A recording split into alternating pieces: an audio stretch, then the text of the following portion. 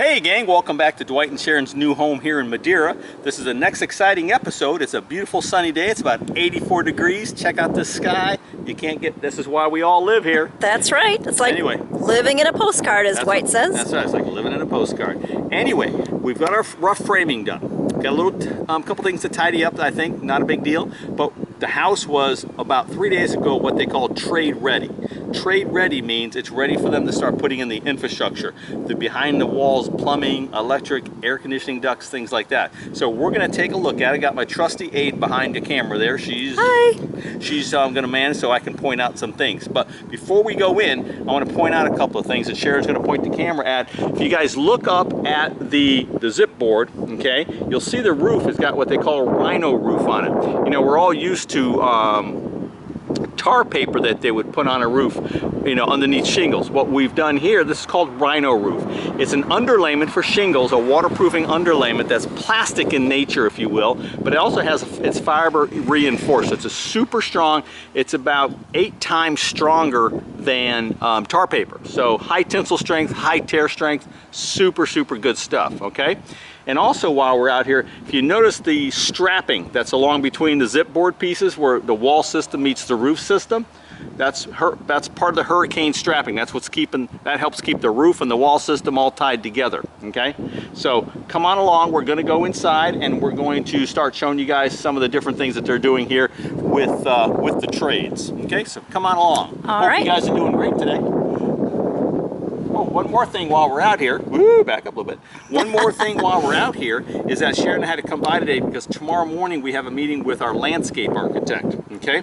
And they're gonna kind of design the front yard. We're gonna put in some palm trees, things like that. So we're out here using spray paint on the ground, and that's gonna help us determine, because that's where the driveway is gonna be, where the sidewalk is, things like that, okay? So we're out here kind of just playing around today with some orange fluorescent paint. Having fun with the spray paint. Yeah, so come on in. We're going to go in the front door? We're going in the front door. All right. Okay, we're going to stop on the front porch first. And what a front porch it is. Yeah. One of Sharon's favorite places right here. We were just in another San Sebastian and the front porch was about half this because, again, we expanded this, so it was more of a token front porch. So come on over here for a second. We all know that we're using the zip board on the house that makes the house super weather resistant, moisture resistant, wind, strong.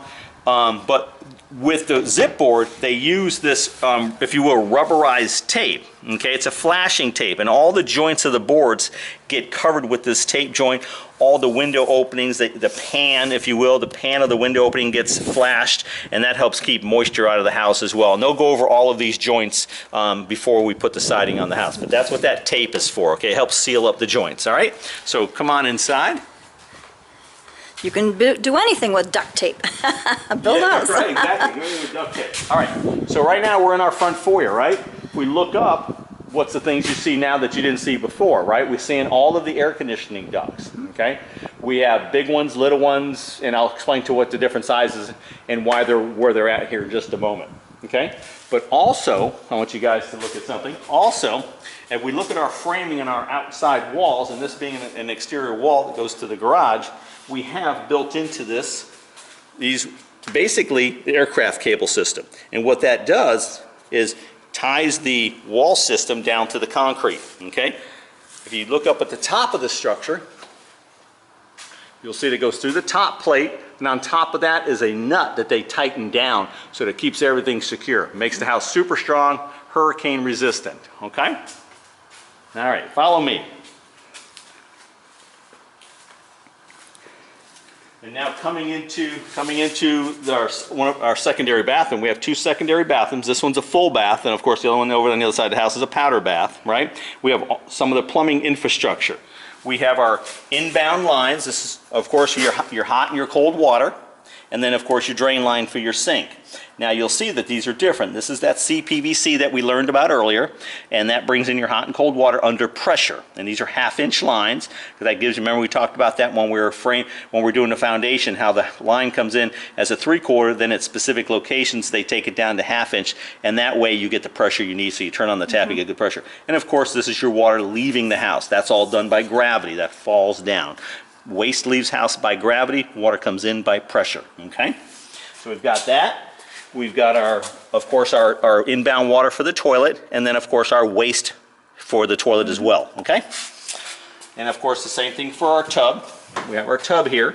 We have our inbound half-inch line. This is your control valve, and of course this is where the water comes out for the tub and then down through the waste, okay? So just some plumbing infrastructure, and this will be secured, yep, but that's for the shower head, right? Yep. So no big deal there, okay? So come on along, we're gonna go further into the house.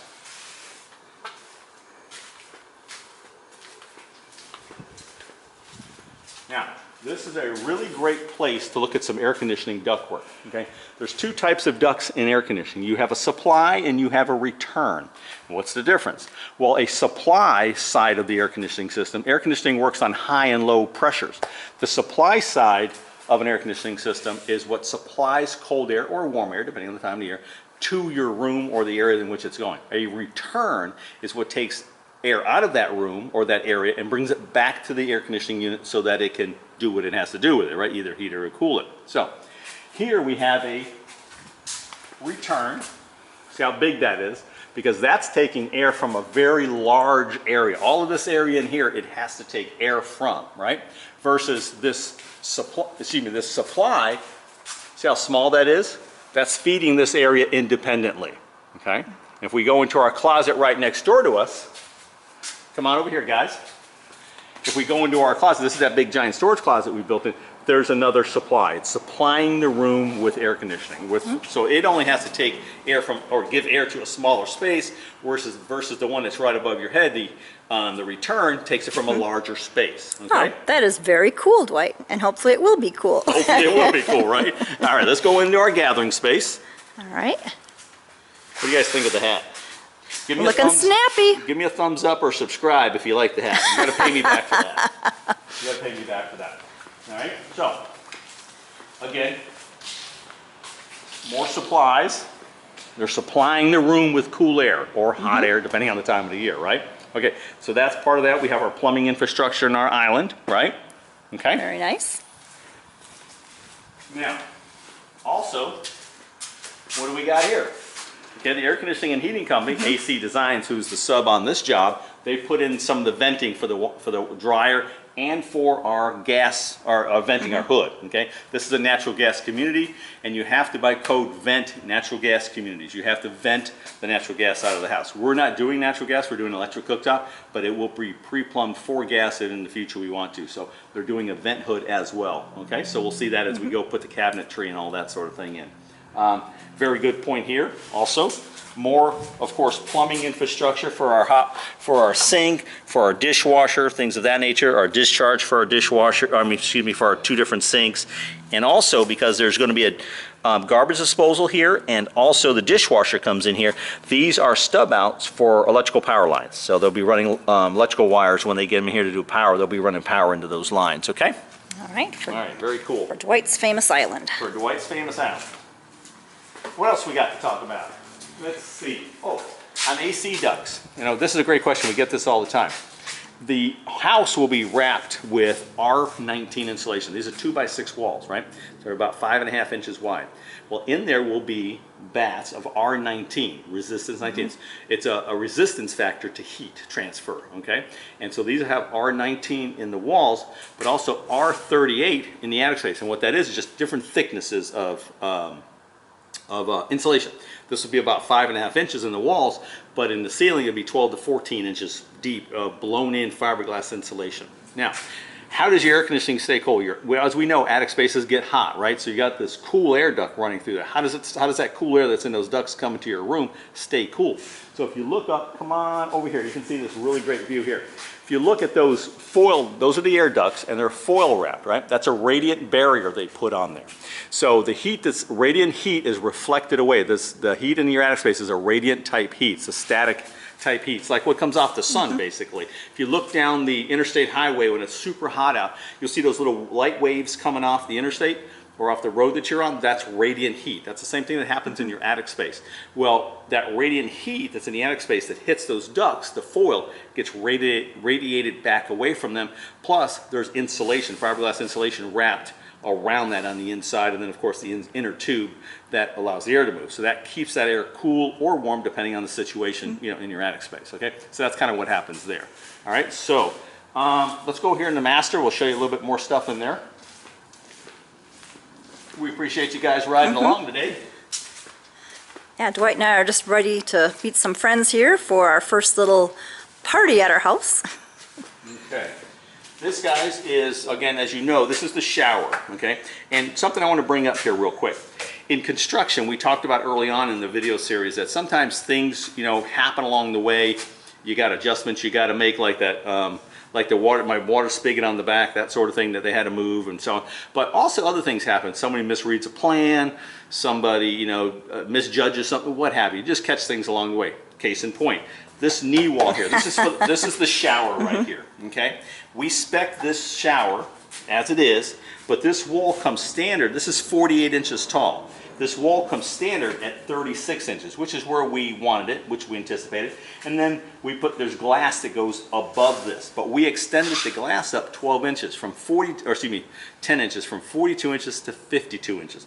I think what happened here, because this wall is now framed at 48, I think somebody misread it or misinterpreted something, and so they framed this up to 48, and then if we still put that 52-inch glass, tall glass in there, it's going to be like right at the ceiling level, which won't allow steam to escape from the, so I'll get with Craig, the builder, and we just chat, you know, it's no big deal. We'll just lower that wall down and everything will be fine. But those kinds of things happen during the construction process. You just have to stay on top of them, and communication is king. You just fix them. The earlier you catch them, the easier it is, too. Yeah, exactly. Because at some point, there's things that once, if you don't catch them in time, you can't fix them. So we just kind of keep an eye on things, and that's what we do for our clients. Same thing I'm doing here. This is no different than we do for our clients, okay? What else? Oh, here's another great thing to look at.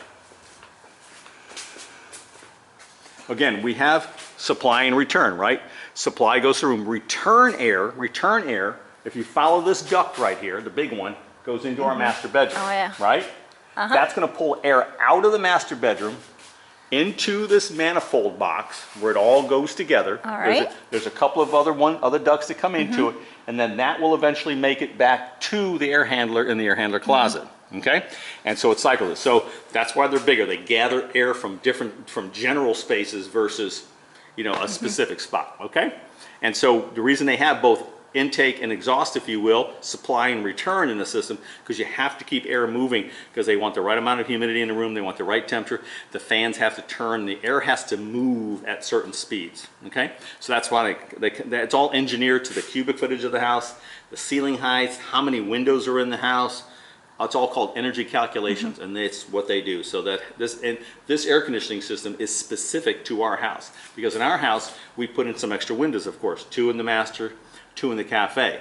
Now, if we didn't do that, the energy calculations would be different for our house. So with that being in mind, they designed the air conditioning system to accommodate everything that you're doing with your house. Okay, so cool. Come on in here. Washer and dryer space. Okay. Our inbound water for our washer, all plumbing. And then of course our drain hose, that's where your drain hose goes for your washer. Okay, again, it's all gravity, right? Okay, and then pressure on your hot and cold side. And here's our dryer vent. You know, your dryer gets hooked to here, and then it gets vented out through the roof. Goes on up. Okay. This is where the air handler is going to go. When we say air handler, if you look inside a closet somewhere in your house, you're going to find this air conditioner, right? Well, that's not really, that's the air handler. The compressor part is always on the outside of your house. You guys know that. But inside the house, you have the air handler. And that's basically where all the air gets processed. That's where the air comes in, the air goes out, that sort of thing. The compressor makes the Freon cold. It comes through lines underneath your foundation into this location. So if we move this line aside, we move our return supplies, return side aside. This is a chase. Remember during our foundation video, I guys pointed out the chase, right? This goes from here where the air conditioning lines are going to go through underneath the foundation all the way out to where that air compressor sets on it behind the kitchen over there. So that goes underneath the foundation. That's a long way to go. It's a long way to go. So, house is framed up. Rough framing's basically complete. The trades are in. There'll be some tidying up, again, like the thing we just found. And there's always little things we move along the way. Next week, this coming week, the plumbers will be in here to kind of tidy up what they have to tidy up. The electricians will be in Tuesday, Wednesday. The roofers will be here probably this coming week to get that all secured up. They've passed the rough framing inspection. The county comes out and inspects the home every so often, and they have to pass inspections before they can move on to the next, the next phase of the build, right? So the framing inspection's been passed. That's why they could come in and have the rough trades come in. When they say rough trades, that just means all your plumbing, electric, just putting in all the stuff behind your walls. So I think that's really. Oh, let's go out to the. Let's come in here to the back side. This is the flex room, okay? And nothing really about the flex room, but this is the infrastructure in the wall for our water softener loop. Okay, we're gonna have a water softener loop. They got all our lines right here. This is gonna be the inbound water. This is for the water softener loop, and this will be the drain for the utility sink that's gonna go in the garage. Okay. All right. And then of course the gas, the gas guys have to come in too. They have to put in the rough in for the gas for our the heater, the hot water heater, the pool heater, the summer kitchen stub out, all the different gas infrastructure, piping that has to go through the house. That still has to come this week as well. Okay. I think, more strapping. That's all, makes it hurricane safe, makes everything, it straps everything together. If you look around the house, you'll see lots of that. I see some that look like they're missing. Again, it's an ongoing process. I'm sure Craig will come in, the county may have, dinged them on it, so they got to go back and put those in. So it's all just an ongoing process. Okay. Of course, powder bath, same kind of infrastructure there. So I think we've pretty much done the perimeter here. I think we have. I think we're in pretty good shape. And shear wall. I think we talked about this the other day, guys. I'm not 100% sure. That being a shear wall, I think we talked about that the other day. We know that. That's an exhaust fan. That's our powder bath behind that wall, and that's the exhaust fan for the powder bath. And then that gets vented out. There'll be one here. There's one in the other number 2 bathroom, and then there'll be one, of course, in our master bath. There'll actually be 2 in the master bath. One in the toilet space and one in the main space. Okay. And they get exhausted out through the soffits. Okay. See where they're hanging out? Yep, okay. They're roughed in. So when they put the vinyl soffit in, they'll have those popping through it. Very cool. Okay. I think that is really about it, guys. That's kind of the good look-see on what's going on. So we got our rough framing done. We got our hurricane strapping, if you will, done. We have most of our plumbing infrastructure done. We've got the AC infrastructure done. Electricians and roofers still to come this week. I think that's kind of where we're at. So anyway, any questions or comments? We appreciate you guys riding along, hanging out with us. We always love giving you guys great information. It is something we love to do with our clients and make sure that, because building a house is cool, it's fun, and it's going to be fun if you build a house with us. But I always want you to know what goes into your house too. That's important, right? You got education, the use of education is like paramount as far as we're concerned. So anyway, this is what we do, and we want to make sure you guys knew about it. We're very proud to share our home with you, and I want you to have a fantastic day. And any questions or comments, feel free to text, call, email, whatever. Give me a thumbs up and a like. That'd be cool. I appreciate you. Subscribe. Anyway, have a great day. All right. Thanks, guys.